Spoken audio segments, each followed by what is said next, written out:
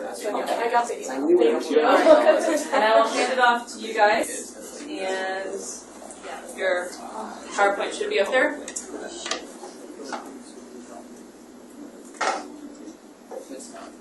It's not. Are you the ones that didn't load it? No, we're the ones that didn't load. We're Loaded. Actually, I loaded 5. So that's okay. Oh. There you go. There you go. We did smallpox. We titled it The Chinese Terror. So what is smallpox? Smallpox is an infection caused by the variola virus. It's very contagious. The virus is currently contained in only laboratories now, and the smallpox itself has been eradicated. And there's no treatment for smallpox, but there is prevention, the vaccine. And the first smallpox appeared 12 to 14 days after one is infected. And so symptoms are like headache, nausea, fever, and then like the more visible ones are red spots, and then those spots turn into blisters filled with like liquid, and then the scabs appear really gross. So 1300 CE, Egypt shows signs of smallpox. This date's important because this is the start of a major virus that killed many. Then in 500, smallpox reaches Europe, and knowing that smallpox spread to Europe is important because it shows that this virus is spreading, and it's spreading fast. And the spread to Europe is also important because Europe, it was colonizing around that time, and that made the virus spread even faster. Then 1600, American settlers brought smallpox, and when Europeans came to America, they introduced smallpox to Native Americans, wiped out many Native Americans. In 1775, smallpox was used in warfare. During the American Revolution, it was said that the British used smallpox on the American troops. What they did is they just sent British soldiers out, and they had all this vaccine. So it was only the American soldiers who got killed, and they said it was 5,000 killed total. In 1796, Edward Jenner discovered the vaccine. He inserted cowpus into a boy because he figured that the milkmen never got smallpox. So in order to show that it actually worked, he infected several children, including his own son. And then in 1849, the last case of smallpox was in the U.S. It was the last outbreak actually in Texas, and there were 8 total cases with 1 death. In the 1950s, there were 15 million cases of smallpox, in the world, in the United States. And out of the 15 million people, 2 million people died each year. In 1967, because of the smallpox vaccination, the number of smallpox cases fell to 10 to 15 million. Here's a picture of the smallpox vaccine. In 1972, the U.S. stopped vaccinating general population against smallpox because smallpox was no longer a threat to us. So in more modern times, the last natural case of smallpox was in Somalia, which is the Horn of Africa. And it was the first time that a major disease was completely vanquished from human population. And Dr. H. Mallard, who was the World Health Organization Director General, said that it was a triumph of management and not of medicine because of the preventative techniques that used. In the 1980s, it was officially declared eradicated by WHO. And now, what Hiro was saying, small stocks of the virus are now kept in laboratories for international research purposes, and they're an emergency stockpile of smallpox vaccines are kept in deep freezers in various labs around the world. And post 9/11, U.S. government asked companies to make vaccines again because of various threats, biomedical warfare, because of threats, because of like anthrax and like various other things, we became a little concerned that smallpox may have a resurgence and come back and But it didn't. Some common misconceptions. Edward Jenner was not the first to produce smallpox. It was kind of known, but he was actually the first to like make it publicly known and like do more studies about it. As a cure for smallpox, like what doctors thought before, doctors tried injecting a small amount of smallpox in people. They figured instead it just made it worse. And then another misconception is smallpox has occurred in the past 5 years, which isn't true because as Suraj pointed out, it was eradicated. And it can be cured, which it can only be prevented. Sources.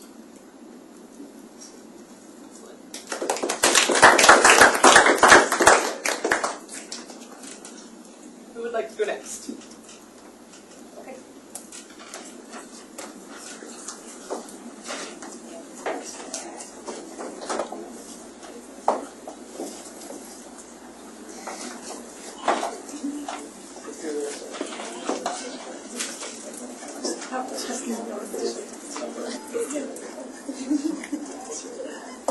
It looks like diversity.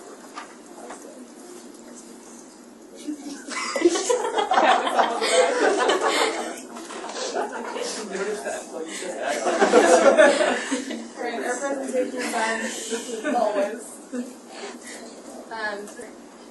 Condensed timeline. The first outbreak is in March 1918. That's the first known case, and then it gets worse in August 1918 because of war shipments in Boston. September 1918, the Department of Health declares it an epidemic. And then it isn't until October that preventative measures are first seen, and finally in March 1919, the number of deaths start to decrease. And then all the way down to 1997, study with the actual strain was conducted. I believe they got the strain from like a frozen dead body. 2002, the death toll was estimated to be 50 to 100 million. There were other estimates that were done like in previous years, but those weren't the ones done in 2002. And then 2005, reverse genetics creates the virus for study in a lab, obviously. In February 2004, researchers discovered 1918 virus jumped directly from birds to humans instead of like from birds to pigs. A little bit of background about the year 1918, the years around it. This is when the final stages of World War I was going on, so that's significant because it helped spread the flu via soldiers in training camps, so because of celebrations. After a victory, like public celebrations also helped spark the flu being contagious. Nationalism, because of like an distrust in the government, the public health department of the government stepped in more, and people were actually willing to listen to what the public health department had to say. Government relied more on scientists to reduce mortality of battle wounds, and because of that, there was a growing trust in science what it could do for other areas in healthcare. Broadened scientific theories eventually given influence to patients. The flu and other related pandemics in the years around 1918 helped prevention and treatments of those diseases come about. So next I'll be talking about the preventions. As we said earlier, the preventions didn't really start around until about October of 1918. Around that time, the public health ordinances, because they had determined that the virus was spread through the air, they decided that they would mandate that everybody wear gauze masks when they were out in public. I believe it started in San Francisco, and eventually San Diego adopted the same thing. I found a nice little rhyme that tell people to remind them to wear gauze masks. They also decided to limit public gatherings and activities. This included anything from weddings to any like celebration or carnivals or anything like that. They did it and pretty much told people that they couldn't have any. In Europe, they even had school closures. It wasn't as accepted here in the United States, but like I think France and England decided to adopt that and cancel classes for the day. They felt that it was really bad for the students' health if there was an outbreak in the school. They also needed to have certificates to travel. A doctor had to certify that you were healthy enough to travel. Without the certification, you could not go anywhere because they were afraid that the disease would spread. Along with the public gatherings and activities, they limited funerals to 15 minutes because the deceased has some germs that they're carrying, so they didn't really want everyone to be exposed to that while they were there at the funeral. So World War I, we've gone over. World War I gave science greater importance as governments relied on scientists to design vaccines. With this added backing, scientists developed the germ theory and antiseptic surgery, which gave them the ability to combat the flu. Later in the 20s, there were hundreds of studies done on the disease trying to figure out why the strain was so deadly. One study found that humidity to be linked to figure out with more severe epidemics as it fosters the spread of bacteria. There are these on the origin of the 1918 Spanish flu. In 1997, there was a study done that related this specific strain to swine flu from pigs.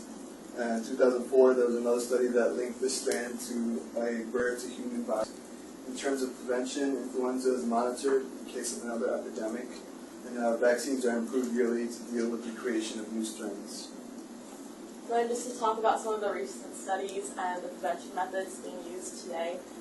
So in February 2004, there was reports being published by the Scripps Institute and then the Britain's Medical Research Council that suggested that the virus jumped from birds to humans instead of the birds to pigs to humans. And then in October of 2005, the Forces Institute of Pathology used reverse genetics to recreate the 1918 virus using the genome information from a 1918 flu victim who was in found buried in Alaskan permafrost. And then a 2007 paper suggests that if the influenza epidemic follows the cycle that it's been known to have in the past centuries, there should be one in the 21st century. And so to prevent this, they've been using surveillance methods, and they've also been making vaccines are up to date with all the strains that are present. And there's also a strong international prevention infrastructure. So that concludes our little presentation on the 1918 influenza pandemic.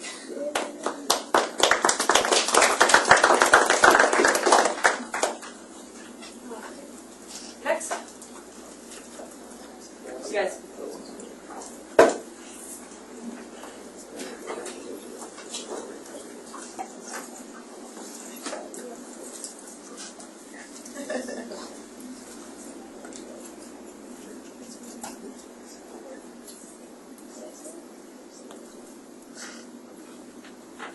Alright, our group did smallpox as well as the first. My name is Evan Kyle, and my group mates will introduce themselves.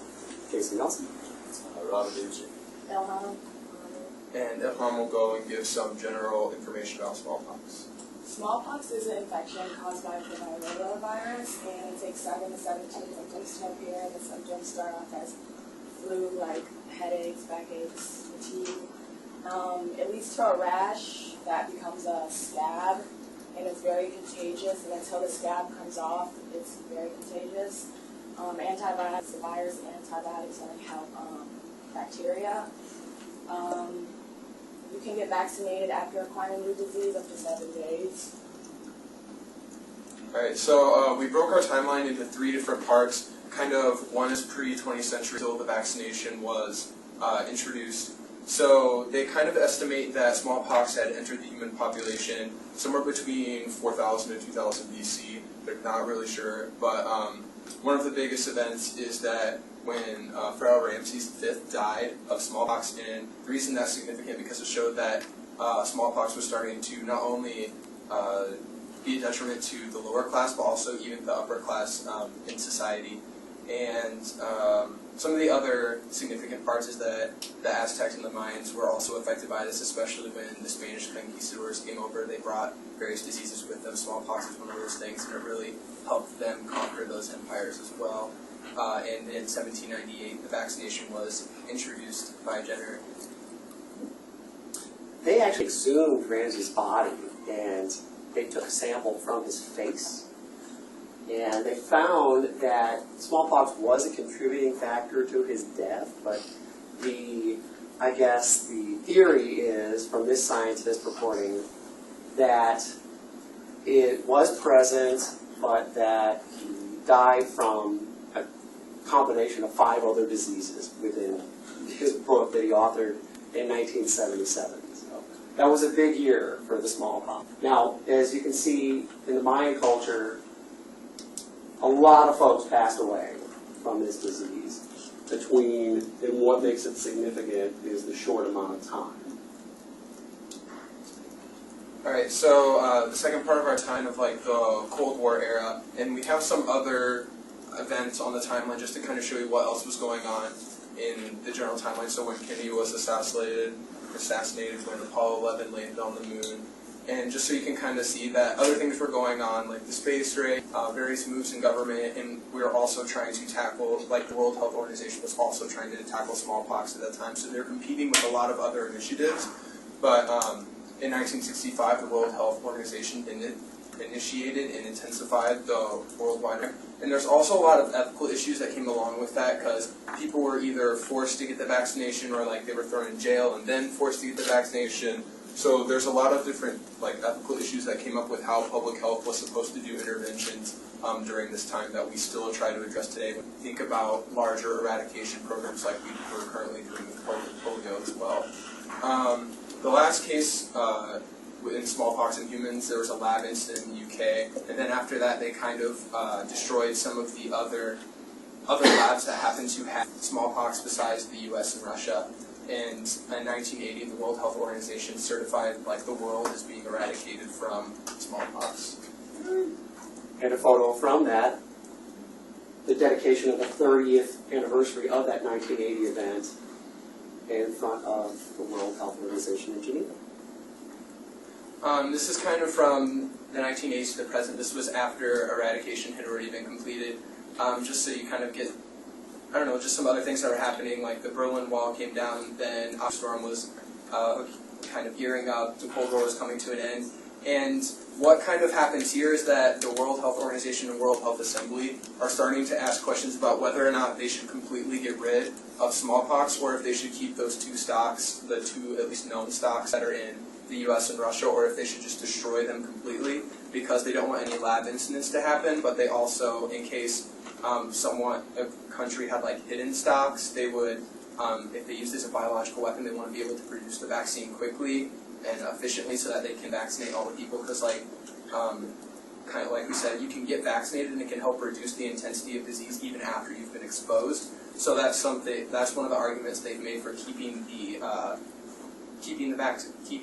like strain around. And also, the Biohazard was published, and that was a book by one of the people who was working in Russia during World War II and the Cold War. And why that's important is he talked about how Russia was working on making like a really, really intense smallpox strain. And what that is, if they ever sent like a nuclear warhead over, they would send another warhead with like smallpox, using that as a biological weapon to kind of kill anyone else that happens to survive.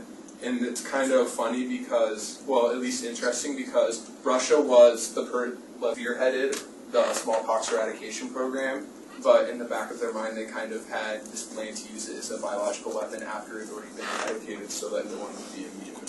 So that's just an interesting point. And so some countries have fear of that still, which is why they argue for not getting rid of the strain well. And in 2011, the World Health Organization deferred that decision whether or not to destroy it to their 2014 meeting. So the debate's still going on, and they couldn't come to a consensus then. But as Evan's already pointed out, in 1980, the World Health Organization declared that smallpox was eradicated, and since then, there's only been 2 stocks of smallpox available in the entire world, in CDC in Atlanta and in Boca. all other known stocks of smallpox have been eradicated, but there are threats of like biological warfare, bioterrorism.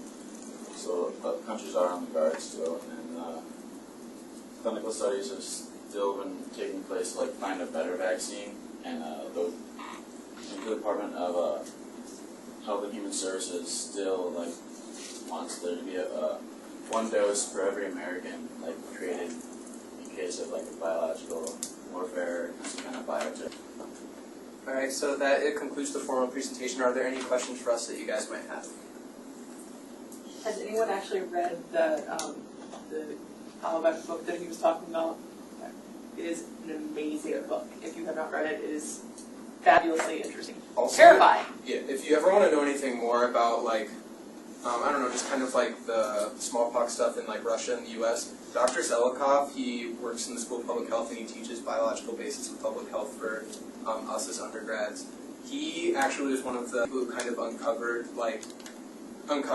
that was happening on the U.S. side, and he has a whole presentation that he gives about it in the class at the end of the semester. And so that's something just really interesting. If you ever want to talk to him about that, he has a lot of information. So, thanks.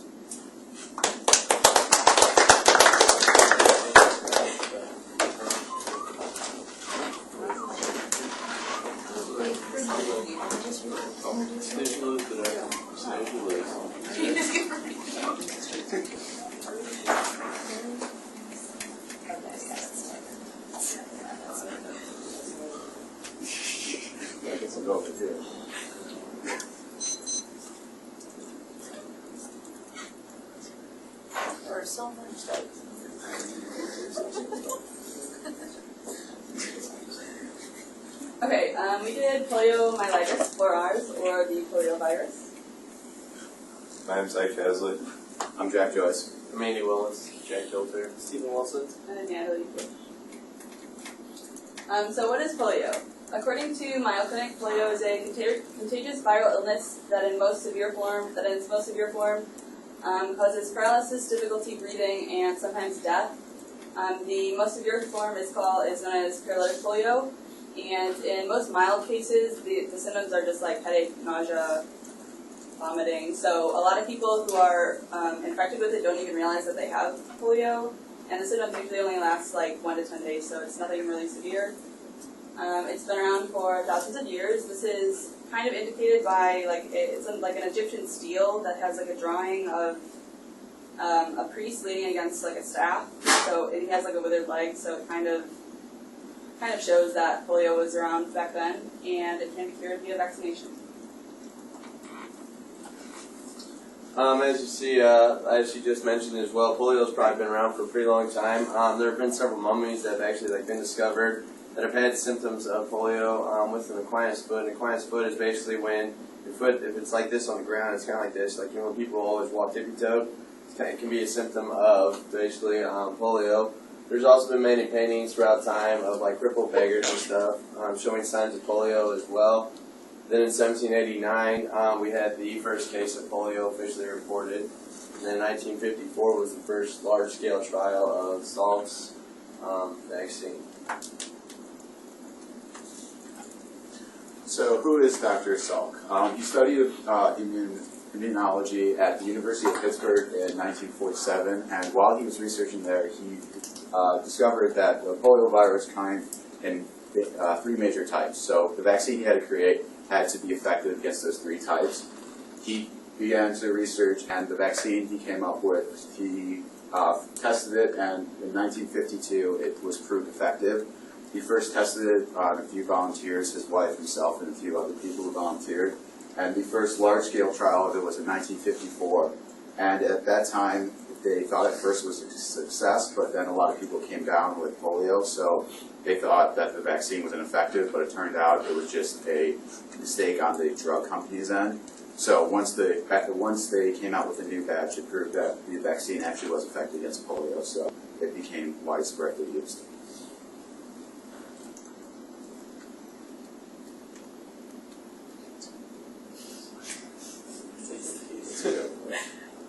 So in 1855, Massachusetts passed a law law that mandates all children basically get vaccination. Is the first type of any law like this. Basically mandated all of the children. Trying to create somewhat an effort to start a vaccination process. Then in 1876, New York Board of Health establishes the vaccine farm. It was in northern New York, close to New Jersey, I believe. And they basically just established this huge farm trying to establish vaccines for multiple different types of diseases and stuff. Then in 1894, it was the first U.S. polio epidemic. So, 1908, that's the first time that it was actually identified as a virus. And then in 1921, FDR contracted polio. He was paralyzed from the waist down. And that only happens in about 1% of the cases because the virus has to get into the nervous system. And in about 95% of the cases, people don't even have symptoms. So you're just unlucky enough to actually have that happen. 29, the iron lung was developed. It's a cylinder that a person would step into. They would close it and then have air pressure fluctuations so that the lungs would compress and go back and forth so that air would go into the person because they couldn't do that themselves. In 31, multiple polio viruses were identified, so they found the 3 different types of it. And in 38, the March of Dimes was created. That was started by Ed R. His presidency was 33 to 45. And that is what actually funded Salk and everyone to find their vaccinations. Now it still goes on, but it's for birth defects since polio is not a big epidemic anymore. And in 35, kind of out of order, the trials were carried out on chimps and then later on children in the same year by Salk. Alright, to go off what Jack was saying, in 1944 FDR led for victory against polio, and it was the first time that someone had all over the radio had publicly advocated for polio and infantile paralysis. And then in 1952, there was a major epidemic in the United States, and that's what Jack had talked about earlier with Jonas Salk. He created the first vaccine by testing on himself in monkeys. In 1962, the second polio vaccine was licensed by Albert Sabin. And then in 1979, the last case in the United States was eradicated. Not eradicated, but it was the last known case in the United States. In 1984, it was declared eradicated in the Americas. And so the current state of polio, as we said, it is eradicated in the United States, but there are still other countries struggling to completely wipe out this virus. As you can see, there's 250,000 cases per year in developing countries. This includes India, Pakistan, Afghanistan, and also the countries in Africa. What's sad about this is that the number of cases has tripled, and so what this tells us is that it's basically moving. And so as people move, the virus is moving with them. That can be seen right here. The 3, what they call endemic countries of polio, which basically just means it's regularly occurring amongst these people or in these countries. This map says that there are 4. Other sources said that there was 3 countries, and so this map says that India, Afghanistan, Pakistan, and also Nigeria are the 4 endemic countries. As I said, various other sources list 3, and so that's kind of I guess why we're here studying epidemiology to find what countries are endemic and which are not. And so these other countries with the lines going through them are importation countries. And so as you can see, instead of it just being these endemic countries now, it's actually spreading as people spread as well. And this also kind of shows you the contrast between the type 1 and type 3 virus. They believe that the type 2 virus is basically wiped out completely. Type 1 is the most common. I think the term for it is Rudhild, if I'm saying that right. And type 3, I actually forget what it's called Leon. And so that's based on where these were first discovered. And so one interesting thing that I found was that if you have type 1 polio, that doesn't necessarily protect you from like a type 3. And so there are documented cases in which people have had type 1 and type 3. So I thought that was quite interesting. I never would have guessed that before doing this research project. And that concludes our project.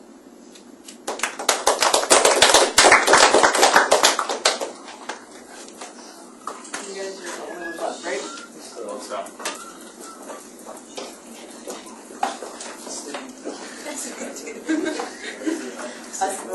Okay, oh my God. Wait, there's a whole row of people I haven't seen up here.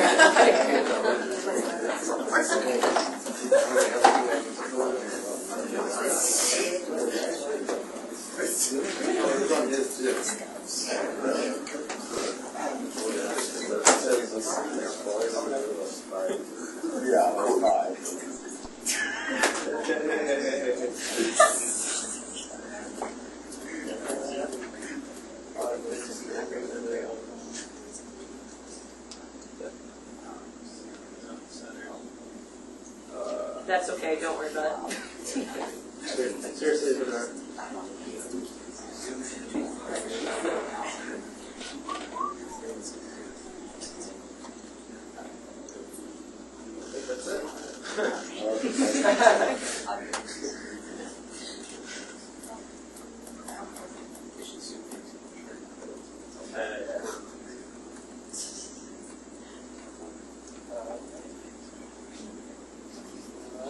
Alright, so this is our presentations on the Great Influenza Epidemic of 1918. We're providing a historically contextual timeline. Raghav will actually start and speak just a little bit about the background of the Spanish flu. The Spanish flu is much like any other form of influenza in that it presented itself with upper respiratory symptoms, fever, and fatigue. However, unlike many other forms of influenza, it affected mainly 20 to 40-year-olds. It pressed the average lifespan in America by 10 years and had a mortality of 2.5%. Even more, the Spanish influenza was one of the first viruses that was studied on such a grand scale. Alright, so we'll be using this as the basis of our presentation. We'll be covering about 3 years worth of events. If you look at the top of the timeline, above the timeline are events that are associated with the Spanish flu epidemic itself. Events located underneath the timeline are meant to provide historical context or world events that were happening around the time. So we'll start by looking at 1918 first. In March of 1918, the first global wave of the pandemic began. At this point, the mortality rates were still extremely low, and it was not that dangerous. The first Americans were also falling ill in Kansas in a military camp. Civilians weren't inflicted by this illness yet. In July of the same year, the influenza began to spread from the military to civilians in Europe due to the interactions occurring because of World War I. And in July 22nd, the term Spanish influenza began to spread because of news bulletins that were spread, in this example, in Philadelphia. So over here we can see 3 examples of a few of the public health campaigns that started because of it. The first one here is by the U.S. Public Health Service.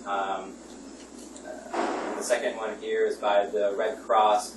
The third one here is also by the U.S. Public Health Service. These are just posters that went out on publications and were put up to educate those about how to prevent the spread of this disease.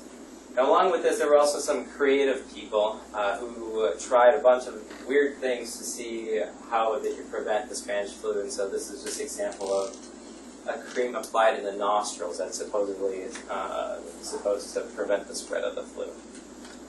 And here you have quarantines that were also held. So if you were affected by the flu, the Red Cross or some other agency would come and quarantine you. This picture here is actually of a quarantine in St. Louis in 1918. In September of 1918, the second wave began, and this is where the fatality rates began to increase, and this is where the real influenza began to strike. In November of that year, it was reported that the worst of the influenza was behind them, and even though the Spanish flu continued to infect many people, the number of reports began to decline. Since World War I played such a great role in the Spanish flu, We brought up the Battle of Lice, which was the turning point in the morale for both the Germans and the British and French. After this, only offensives could last 3 or 4 days before the men were wore out. Also in July, Tsar Nicholas II, the father of Anastasia, if anybody knows, was killed by the Bolsheviks in Russia.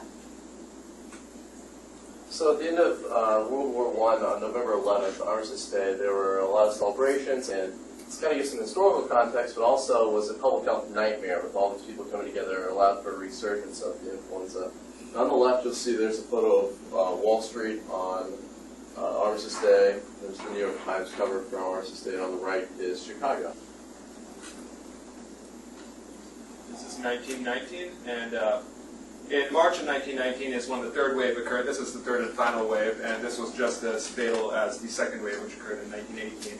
In April of that year, the first vaccine for Spanish flu was produced. This is a big deal because up until this point, scientists hadn't really had much success. They spent a lot of time trying to isolate the cause, the agent of the disease, but they were looking at bacteria, and then they finally came with the term virus. This marked one of the times that the term virus was used separate from bacteria.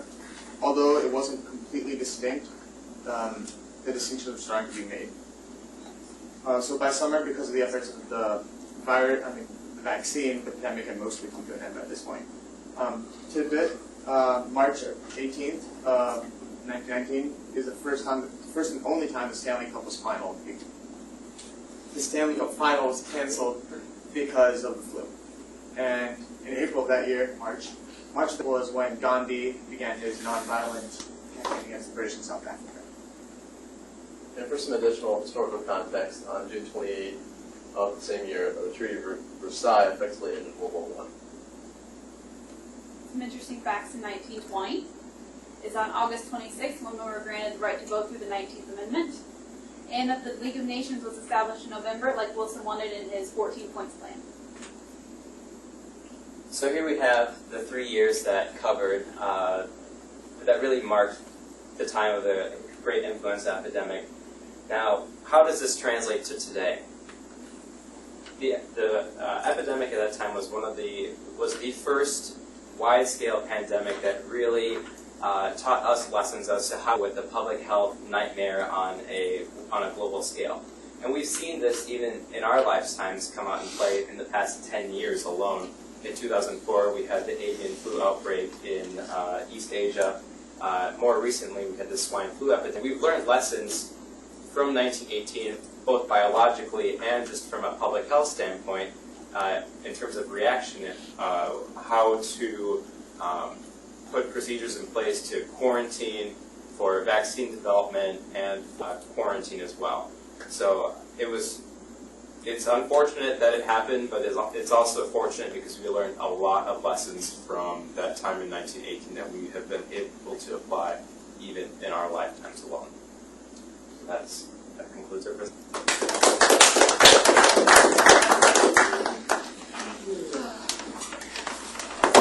It's the first time I've seen it because I've heard people talk about it all the time, but I haven't seen it done before. Yeah, I stuck the link, the public link in the thing because it's not it's just perfect. Yeah. Online, so.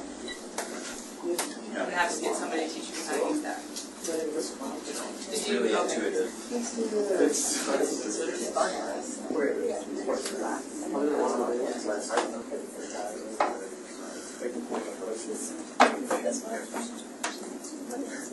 They're all open at the bottom. Oh. Yeah.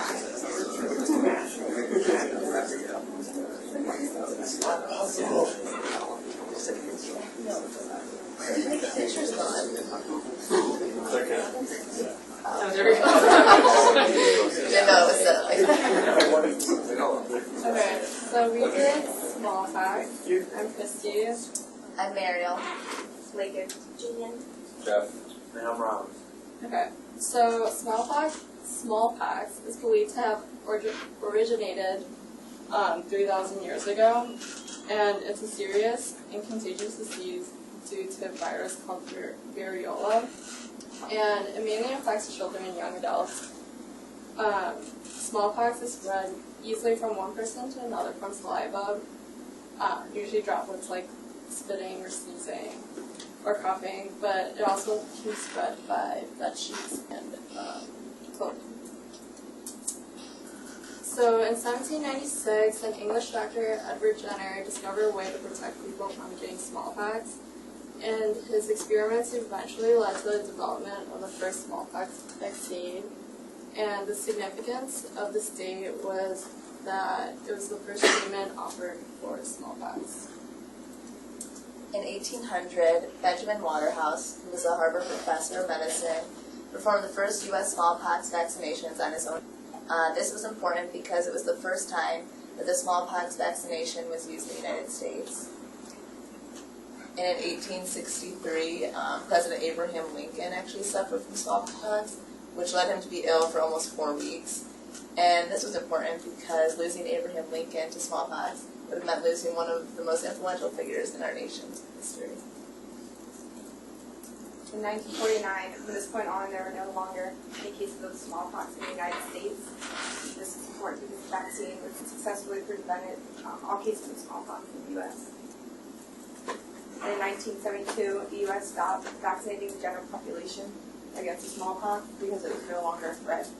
And this is important because the U.S. population no longer had to worry about infections. And in 1977, the world's last known case of smallpox was reported in Africa. And the importance of this is that it's a major step towards smallpox officially being declared. And then in 1980, the World Health Organization announced that smallpox was wiped out. And the significance of this is it was the first and only time in history that the disease was declared officially eliminated from the planet. United recommended that smallpox vaccination of military personnel, and the importance of this is it was the first step towards eliminating the vaccination of military personnel. We turn to 1990s, the practice of vaccination military personnel ceases in 1990. The importance of this is the final step towards the end of vaccination of smallpox. Smallpox today was declared wiped out from 1980. Therefore, an outbreak today in today's society would have been intentional. Smallpox virus is now kept in 2 different locations in the world, one in the United States and one in Russia. However, there are concerns that terrorists may have obtained it illegally.